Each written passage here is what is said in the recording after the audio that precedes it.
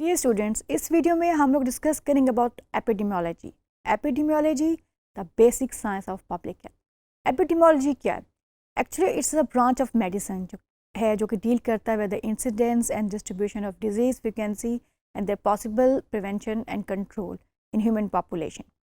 अच्छा, अब ये basically it's a diagnostic discipline of public health है, part of a public health assessment function, investigate causes of diseases, investigate, identify trends in disease occurrence are the observational science, evaluate effectiveness of medical and the public health intervention। यानी आप इसको देखें तो एक तो आपकी disease की incidence को देख रहा है, डिजीज़ की फ्रिक्वेंसी को देख रहा है, डिजीज़ की प्रेवलेंस को देख रहा है, डिटर्मिनेंट्स को देख रहा है, कंट्रोल मेजर्स जो हैं जो भी आपके डिजीज़ को लेके हो सकते हैं उनको देख रहा है, if you are doing any sort of intervention for controlling our disease उसको भी देख रहा है। सो पब्लिक हेल्थ जो एपिडेमियोलॉजी है इसकी जो एक वास्ट है जो कि कवर कर रहा है पब्लिक हेल्थ के अंदर for the health of the people.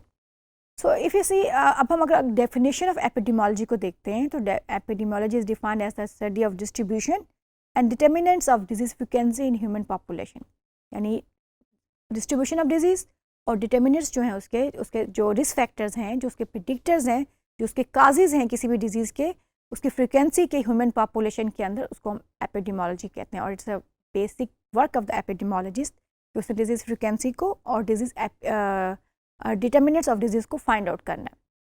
Further हम देखते हैं जी मेन मतलब पैटर्न ऑफ डिजीज़ अक्रंस से क्या मुराद है हमारी। अब जो एपिडेमियोलॉजिस्ट है उसका मेन फोकस क्या होता है? उसका होता है why, who, where and when. यानी who is getting the disease, किसको ज़्यादा डिजीज़ हो रही है? ओल्ड पर्सन ज़्यादा इस डिजीज़ से इफेक्ट हो रहा है, यंग हो रहा है, फीमेल्स हो रही हैं, मेल्स हो रही हैं, कोई ऐसा पर्सन हो रहा है जिसको कोई स्पेसिफिक डिजीज़ है, उसको ये डिजीज़ ज़्यादा इफेक्ट कर रही है। तो who is getting the disease, when did they get the disease? कोई सीजनल ट्रेंड तो नहीं है, ऐसा तो नहीं है कि विंटर्स में हो समर्स में ना हो, या कोई ख़ास इन्वायरमेंट हो या कुछ ऐसा हो जिसकी वजह से वो डिजीज़ हो रही है व्हेन दे, या जब वो एक्सपोज हो रहे हो, रीज़न क्या है, व्हेन, कब, और where is the disease occurring mean के किसी स्पेसिफिक एरिया के अंदर है, किसी जियोग्राफिकल एरिया के अंदर है, किसी स्पेसिफिक कम्युनिटी के अंदर है, तो कहाँ पे डिजीज़ की अक्रेंस हो रही है। अब अगर मैं आपको एक बात अगर हम रिकॉल करें अबाउट द कोविड-19 पेंडेमिक जो 2019 में आया था, तो उसमें था who is getting the disease तो सबको हो रही थी, मतलब यंग के अंदर, बच्चों के अंदर, ओल्ड के अंदर, सबको वो इफेक्ट कर रहा था। बट जो ओल्ड एज पीपल थे जिनको सर्टन कोमॉर्बिडिटीज़ थी, यानी उनको साथ कोई हार्ट का प्रॉब्लम था या उनको डायबिटीज़ का प्रॉब्लम था, तो उन लोगों को वो ज़्यादा इफेक्ट कर रहा था और उनके लिए तो वो लाइफ थ्रेटनिंग भी था और बहुत से लोगों की ज़िंदगी उस वक्त गई थी बिकॉज ऑफ दैट पेंडेमिक। सो ये चीज़ें जो है it's basically the task of the epidemiologist को वो ये देखे कि वो किसको सोसाइटी में ज़्यादा इफेक्ट कर रहा है, कब कर रहा है और कहाँ पे कर रहा है। So this is a pattern of the disease occurrence. So the ultimate goal is to use this knowledge to control and prevent the spread of disease. जो भी हम कर रहे हैं, who, where, when, occurrence, disease occurrence, prevalence, उसके distribution, उसके determinants, उसका जो main goal है ना, वो ये है कि हमने disease की जो spread है उसको stop करना है या उसको control करना है या उसको further spread होने से prevent करना है. Ultimate goal is to control and prevent the spread of disease. अच्छा, अब एपिडेमिक सर्वेलेंस क्या होता है? सर्वेलेंस जो है हम ये भी कहते हैं कंटिन्यूस स्क्रूटनी, जांच पड़ताल। ये किस लिए होता है? It's line of defence against disease. आपका जो फर्स्ट लाइन ऑफ डिफेंस है डिजीज़ के अगेंस्ट ये होता है। Control spread of known disease, aids in recognising new disease, importance increase with threat of bioterrorism. अच्छा, अब ये कि आपने जो सर्वेलेंस है पहले तो ये कि डिजीज़ कहाँ पे हो रही है, ठीक है, कोई न्यू डिजीज़ है कि ओल्ड वन की दोबारा से आउटब्रेक हुई है, और कोई ऐसा तो नहीं है कोई बायोटेररिज्म हुआ है, कोई मैन मेड वेपन है, कोई ऐसी चीज़ है जिसकी वजह से वो डिजीज़ स्प्रेड हुई है। तो ये सारा कुछ एपिडेमिक सर्वेलेंस में आता है। अब अगेन मैं आपको रेफ़र करूँगी, अगर हम रिकॉल करते हैं अबाउट कोविड-19, तो कोविड-19 पेंडेमिक चाइना से स्टार्ट हुआ था। चाइना में जब स्टार्ट हुआ तो चाइना ने देखा जी किस वजह से हुआ है, इसकी ह्यूमन टू ह्यूमन ट्रांसमिशन है कि नहीं, या एनिमल से ट्रांसमिट हो रहा है, और ये एक पर्सन से दूसरे को किस तरह से लग रहा है, ये न्यू डिजीज़ है, ये ऐसा वायरस वर्ल्ड के अंदर पहले तो नहीं आया, और ये तो नहीं है ये किसी ने लेबॉर्ट्री के अंदर बनाया है, किसी ने लेबॉर्ट्री के अंदर इस वायरस को बना के दुनिया में छोड़ दिया हो। बायोटेररिज्म के उसके पर्सपेक्टिव में, या ये एक नेचुरल वायरस है, तो ये एक एपिडेमिक सर्वेलेंस होती है कि आप देखें जो डिजीज़ आई है उसकी आउटब्रेक हुई है वो न्यू वन है कि वो ओल्ड वन है, वो जो है उसका कोई बायोटरिज्म के साथ इफेक्ट तो नहीं है, या वो किन लोगों को ज़्यादा इफेक्ट कर रही है और कहाँ पे इफेक्ट कर रही है. So that is known as epidemic surveillance. Endemic versus epidemic notifiable diseases, shoe leather epidemiology. अच्छा, इसके अंदर कुछ और टर्म्स यूज़ होते हैं एपिडेमोलॉजी के अंदर जो हम एपिडेमिक सर्वेलेंस में यूज़ करते हैं. One is endemic and one is epidemic. Basically 3 हैं इसकी types, endemic, epidemic and pandemic. Endemic वो है वो डिजीज़ जो एक एरिया के अंदर कंटिन्यूस रह रही हो, तो हम ये कहते हैं जी ये डिजीज़ एंडेमिक है, यानी ये इस जियोग्राफिकल एरिया में रहती है. जिस तरह मलेरिया है, मलेरिया हम कहें जी हमारे तो हमेशा रहता ही है, उससे एंडेमिक है. एपिडेमिक है कि अक्रंस of a new single case, ऐसी डिजीज़ जो पहले नहीं हो रही होगी तो उसका एक सिंगल केस भी अगर आपको रिपोर्ट होगा तो आप उसे एपिडेमिक कहेंगे. मीन अगर वो केसेस बढ़ते जा रहे हैं इन सर्टन जियोग्राफिकल एरिया तो आप उसे एपिडेमिक कहेंगे. और जब वो disease all over the globe फैल जाएगी पूरी दुनिया के अंदर तो उसको फिर हम पेंडेमिक कहेंगे. जिस तरह कोविड-19 जो है पहले 2019 में जब चाइना में आया तो हमने कहा जी ये एपिडेमिक है, चाइना के अंदर एक न्यू डिजीज़ आई जो पहले कभी नहीं हुई और चाइना उसको फेस कर रहा है. बट इन मार्च के अंदर WHO ने कहा कि जी नॉट्स अ पेंडेमिक, क्योंकि ये पूरी दुनिया के अंदर फैल चुका है. सो डिजीज़ अगर एक एरिया के अंदर उसकी अनयूजुअल अकरेंस ऑफ डिजीज़ है तो वो एपिडेमिक है, और अगर जब वो पूरी स्प्रेड कर जाएगा अराउंड द ग्लोब तो वो पेंडेमिक होगा. और एक डिजीज़ जो कि कंटिन्यूस उस एरिया के अंदर रह रही है उसको हम एंडेमिक कहेंगे.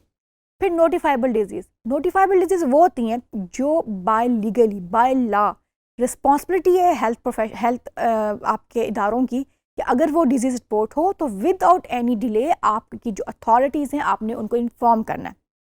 रीज़न क्या है कि अगर कुछ ऐसे नोटिफाइबल डिजीज़ हैं जो कि WHO ने कहा है कि इन डिजीज़ को आपने एवरी केस नोटिफाई करना है. वो किस लिए होता है कि अगर कोई ऐसी है तो उसके जो है अर्ली प्रिकॉशनरी मेजर लिए जा सके ताकि उस डिज़ीज़ को आगे उसके फर्दर स्प्रेड होने से रोका जा सके. ये रिस्पॉन्सिबिलिटी है उस फिजिशियन की जो ये वो ऐसा केस देख रहा हो जो कि नोटिफाइबल हो, या आपका हेल्थ डिपार्टमेंट जो भी वहाँ पे है सर रिस्पॉन्सिबिलिटी कि वो उसको नोटिफाई करे.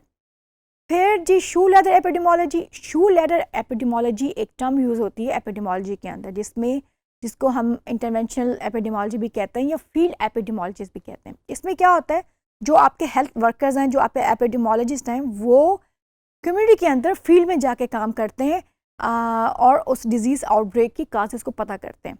यानी वो घर से घर तक जाते हैं, एक घर से दूसरे घर तक, तीसरे घर तक जाके वो उस डिज़ीज़ आउटब्रेक पता करते हैं, और लेबॉर्ट्री के अंदर या किसी ऑफिस के अंदर बैठ के उस पर काम नहीं होता.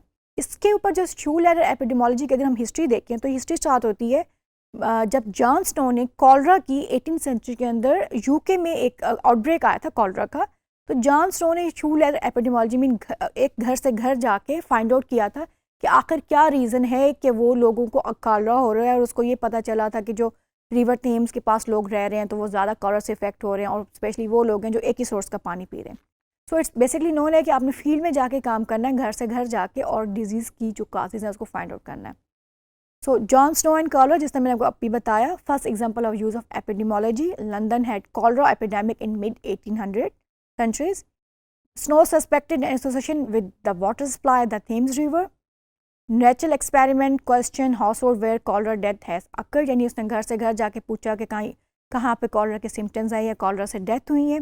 So most deaths were associated with one water supply company. यानी बहुत सी डेथ्स वहाँ पे हुई थी जो एक ही वाटर सप्लाई जो था वहाँ से पानी पी रहे थे.